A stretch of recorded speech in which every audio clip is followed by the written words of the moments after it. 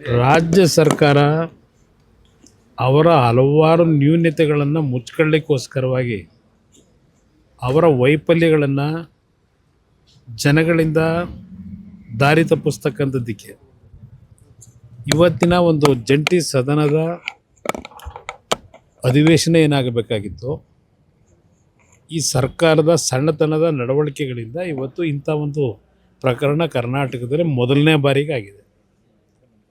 ಪದೇ ಪದೇ ಬೀದಿನಲ್ಲಿ ಚರ್ಚೆ ಮಾಡ್ತಂಥ ವಿಷಯಗಳನ್ನು ಈ ಸರ್ಕಾರದ ಮಂತ್ರಿಗಳು, ಮುಖ್ಯಮಂತ್ರಿಯಿಂದ ಸಮೇತ ಇವತ್ತು ಅದನ್ನು ರಾಜ್ಯಪಾಲರ ಮುಖಾಂತರ ವಿಧಾನಸಭೆಯಲ್ಲಿ ಇಳಿಸಬೇಕು ಜಂಟಿ ಅಧಿವೇಶನದಲ್ಲಿ ಅಂತೇನು ಹೊರಟರು. ಅದರ ಹಿನ್ನೆಲೆಯಲ್ಲಿ ಈ ಒಂದು ಪ್ರಕರಣ ಇವತ್ತು ರಾಜ್ಯದಲ್ಲಿ ಪ್ರಥಮ ಬಾರಿಗೆ ನಮ್ಮ ಸಂವಿಧಾನದ ಚೌಕಟ್ಟಿನ ವಿಧಾನಸಭೆಯಲ್ಲಿ ನಡೆದಿದೆ.